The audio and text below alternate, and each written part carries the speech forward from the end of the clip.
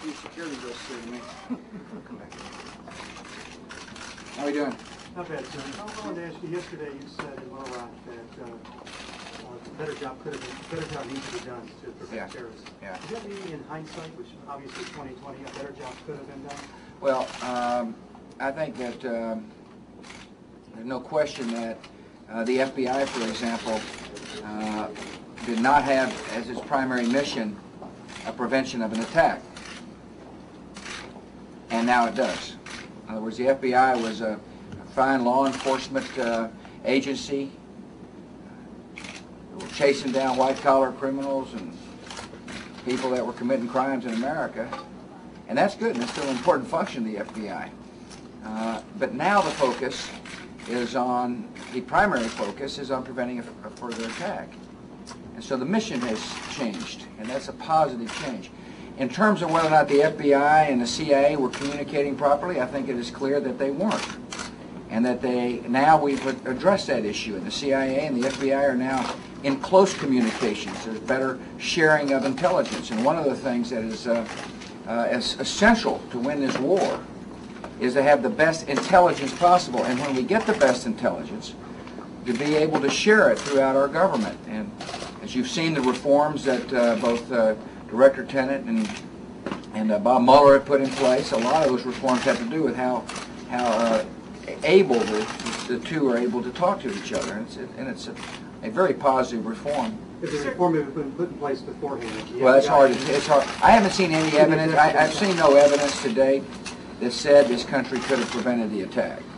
President Mubarak told the New York Times this morning that he was proposing the idea of declaring a Palestinian state and then negotiating the hard things, borders later. Does that make any sense? Well, I look forward to talking to President Mubarak. I'd rather, I think it's probably wise for me to listen to what he has to say and not read it, through the filter of a fine newspaper. But so I'm going to look forward to my meetings with him. He also, one other thing he said in that was that the Egyptian intelligence services had told the United States that they were expecting an Al-Qaeda attack the week before September 11th. Is there any? Do you know of any? No, I know. Listen, there's all kinds of speculation. As I said, I've seen no evidence that would have led me to believe that we could have prevented the attacks. And obviously, if we could have, we would have prevented the attacks.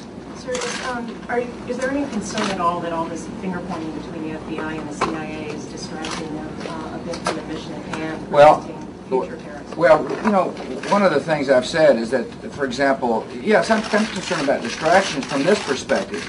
I want the Congress to investigate, but I want a committee to investigate, not multiple committees to investigate. Because I don't want to tie up our team when we're trying to fight this war on terror. So I don't want our people to be distracted. In terms of the gossip and the finger pointing, level 3 staffers trying to protect their hideout, I don't think that's of concern. That's just typical Washington D.C. But what I am concerned about is tying up valuable assets and time, and possibly jeopardizing sources of intelligence. And that's why it is very important that the Congress do investigate, but they do so in a way that doesn't jeopardize our intelligence gathering capacity. That's why they have intelligence committees on Capitol Hill, and that's the appropriate forum, as far as I'm concerned, for these investigations. Mr. President, you've got a lot going on foreign policy-wise right now. The Middle East meetings later this week. Yeah. The continued efforts here. Is this all moving Iraq to the back burner? Well, I think you need to read my speech that I gave at West Point.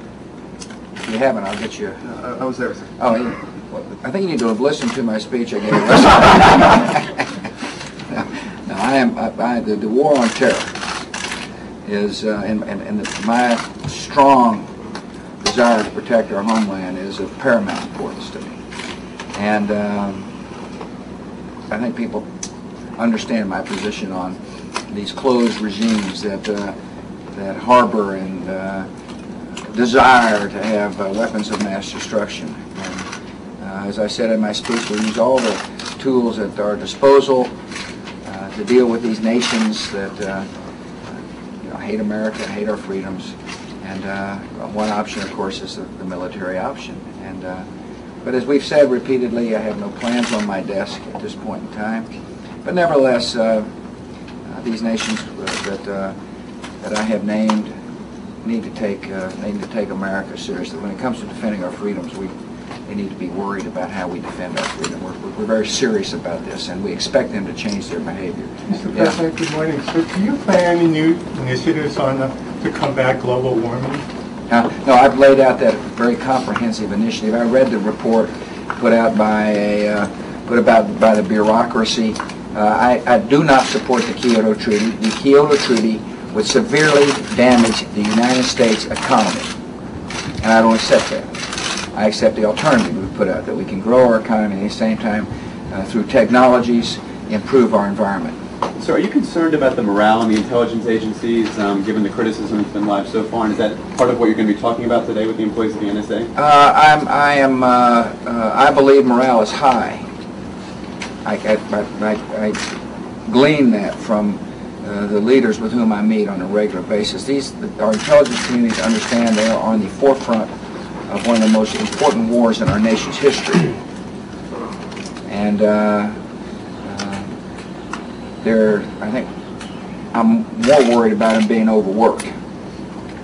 These good people are putting in long, long hours.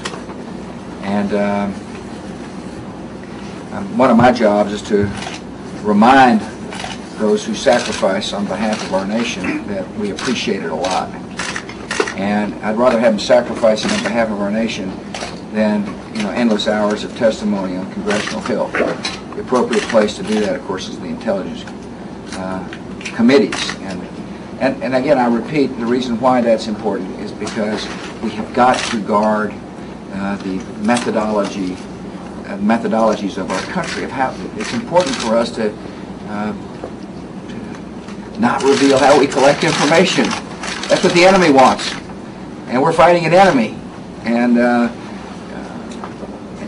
thank you all.